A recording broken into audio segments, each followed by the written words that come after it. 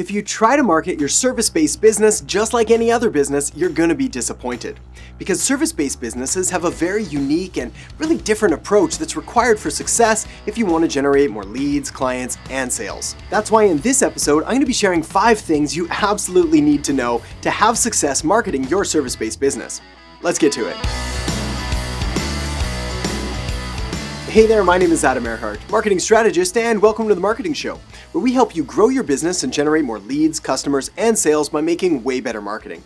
So if you're interested in learning the latest and greatest marketing strategies, tools, tips, tricks, and tactics, well, you may want to consider subscribing and hitting that notification bell so you never miss a future episode. Marketing a service-based business is one of my favorite things to do because it provides all sorts of different unique approaches and different challenges that marketing product-based businesses simply don't have. Specifically, the fact that you're selling something intangible, something that they can't see or feel or touch or taste or whatever it is. So we really have to get creative with our marketing in order to paint a clear and compelling picture of why people should do business with you. Plus, there's also a ton of tripwires or minefields or potholes or whatever other analogy we can think of here.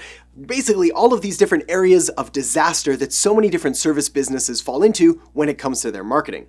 Specifically, the fact that it is an intangible thing, well, they often grasp and sort of grapple for the right term, and they end up using generic and bland and boring statements like we provide better service, or we have higher quality, or we do things faster, which are not only not differentiated at all, but they also make you sound exactly the same as every single one of your competitors. So let's fix that now, as well as all the other issues, and I'm going to give you 5 of my absolute best service-based marketing strategies so you can apply them in your business and get way better results and with way less headache. All right, it all starts with tip number 1, which is to sell the end. This is probably the single most important tip of this entire video. Actually, maybe the second most important tip. I saved the best one for last, so make sure to stick with me. You see, when it comes to service-based marketing, it's literally all about the end result that you provide. That is essentially the entire thing that you should be trying to sell and communicate through all of your marketing and advertising material. Basically, your business's marketing should talk about the benefits of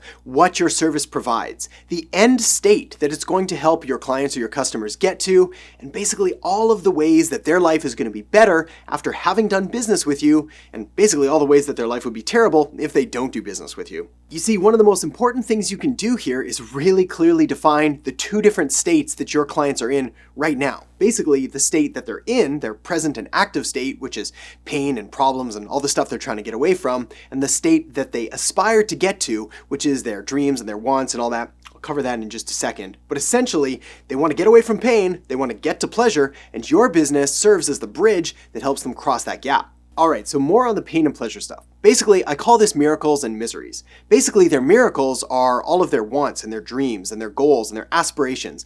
Basically, all the good stuff that their life could be like after they do business with you.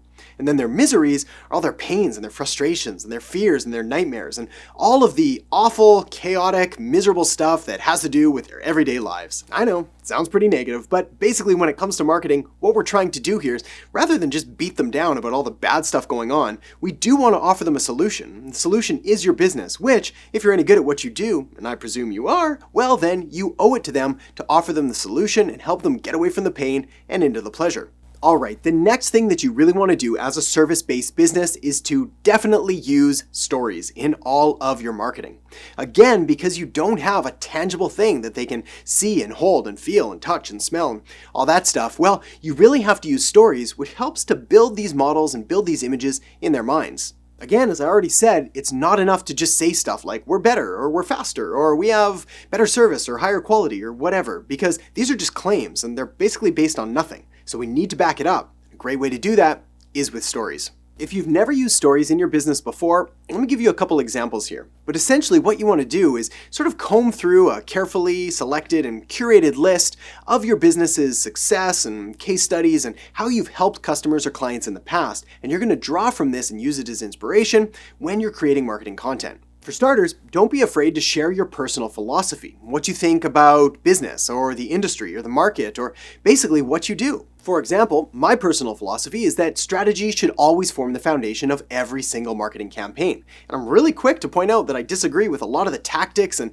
sort of flashy and shiny object stuff that's going on in the industry that's taking a lot of businesses way off the right path and making them basically lose a lot of time and money and energy. Next, make sure to comb through your database for client results, testimonials, and any case studies, which are perfect examples to show how your business has helped people get results before. These are really powerful because when someone sees someone that looks like them or is in the same position as them and they get results, it removes a lot of the potential objections that they may have, including the big one, this might not work for me. Also, while these next two are not necessarily part of a story, you can intertwine story elements into them. But creating how-to or what not to do content is also a fantastic way to show your expertise and also provide some value at the same time.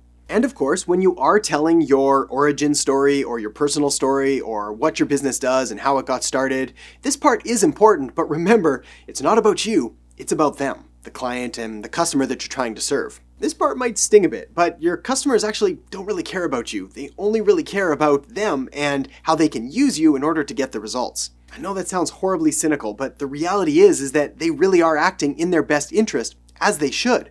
That's why we have a free market. So rather than fight this and think it's not fair and all that, well, it's better to just accept it and design your marketing accordingly by making sure that it's structured so that your marketing really is all about them and less about you. All right, the next step is that you need to nurture them. Now, what this means is that essentially, if you're selling a service to your market, well, you're going to need to provide some kind of value or some kind of story like we just talked about, or some kind of content or authority stuff to put in front of them and show that you know what you're talking about and you're the right one for the job. If you're selling a really low price service, well then less of this is going to apply. But if you're selling something in the thousands, tens of thousands, or even hundreds of thousands, you're going to need a whole lot of nurturing to make sure that you're really clearly communicating that you are the best one for the job. One of the biggest and most fatal mistakes I see, especially with service-based businesses who are brand new to advertising, is that they try to go out there and they create an ad that goes direct to sale. Basically, they put an ad in front of people that says, buy now, and they're selling something for thousands and thousands of dollars. Probably no surprise, but the ad doesn't work, and then the business swears off whatever advertising platform they're using, whether Facebook or Instagram or Google or whatever. When in reality, the analogy is pretty much like, this is like proposing marriage on the first date. Basically, the person has no idea who you are or what you do or why they should care, and now you're asking them for a $1,000 purchase. There's a far, far better way to do this, which I'm going to cover in just my next point. But first, it's important to understand that all of your marketing should always be trying to increase touch points. This is basically interactions or moments of truth where you're appearing directly in front of your target market, whether through your content or your advertising or any of your marketing. Depending on what statistic you read or what source you're referencing, the average is around 7 to 12 touch points with a customer before they make that purchase decision. Basically, this means you've got to show up in front of your customers with value between 7 to 12 times before they're going to be willing to buy from you. If you're selling a pack of gum or something for a couple bucks, well, the touch points are probably just one. And the offer could be as simple as, would you like some gum? Yes, I would. But if you're selling a multi-$1,000 consulting package or something like that, you can't just say, would you like a multi-$1,000 consulting package? No, I would not. And of course they wouldn't. They have no idea what you do or why you're special or why you're different or what kind of value you can provide. And this is why you need that nurture sequence. And the way that you build out a nurture sequence is to unleash the funnel. Basically, a marketing funnel is simply a process to walk them through the customer journey from being cold traffic who has no idea who you are, what you do, or why they should care, and basically walks them through to becoming warm, where they know you, they're starting to understand a little more, and all the way to hot, where they actually buy from you and become a paying client or customer. Now, the funnel I use inside of the business and with my clients and students is called the social selling system. It's a very simple framework that essentially takes them from an ad to a opt-in page where they can enter their name and email in exchange for some kind of content, then to a thank you page where we deliver the next step or essentially make our next offer, and then some kind of nurturing sequence on the back end, whether through email or retargeting ads. It's an incredibly effective system, and each step takes them closer to doing business with you through a series of micro commitments and ever increasing value and basically increasing more and more touch points. The beauty of this system and making sure that you do have a funnel in place is that once it's dialed in, you can automate the entire process, which means it's like having thousands or millions or tens of millions of tiny little salespeople out there all the time doing business for you 24/7, 365. generating leads, converting them into clients, and nurturing them, the whole process. All right, the next tip and thing you really need to be aware of, and probably one of the most important things that I could share with you, is that you need to make sure that you avoid the marketing wasteland. The marketing wasteland is scattered with dead companies and failed marketing strategies, and essentially, this is why I'm pretty anti-tactics and shiny objects and really key on foundational strategy, because far too many businesses kind of bought into the notion or the idea that you need to do everything and be absolutely everywhere, which is probably the worst marketing advice ever. First of all, trying to do everything and trying to be everywhere is probably one of the fastest ways to burn out and overwhelm that I've ever heard of. I know this because I tried this many years ago, and that's exactly where it led me. Second of all, not only are you going to be burned out and exhausted and overwhelmed, it's also a completely garbage strategy, because your clients and your customers and your ideal target market that you're trying to reach, they're not everywhere, they're not doing everything. Rather, they're in a few carefully selected channels and platforms, so why wouldn't you just go there? So how do you go there? Well, the very first step is to build out an ideal customer avatar, which is a representation of your most perfect client or customer that you're trying to attract to your business. You want to figure out who they are, where they go, and what they do. And when you sort of figure all these things out, all you then have to do is head over to Google and type in a quick search like social media network demographics, and you'll be able to align very quickly where your market is and what platforms are favored by that type of person. Then, go there and ignore everything else. As a real rough and general example, let's say you're trying to reach men between the ages of 35 and 55. Well then, Google and the demographic details are going to basically tell us that Facebook and YouTube are probably your best bet. If you're trying to reach women between the ages of 18 and 35, then you're going to want to double down on Instagram and possibly Pinterest, depending on your business. If you're trying to reach corporate professionals in the B2B or business-to-business space, well then it pretty much doesn't matter what age they are, LinkedIn should be at the forefront of your strategy, with maybe a supplementary or accessory channel backing it up.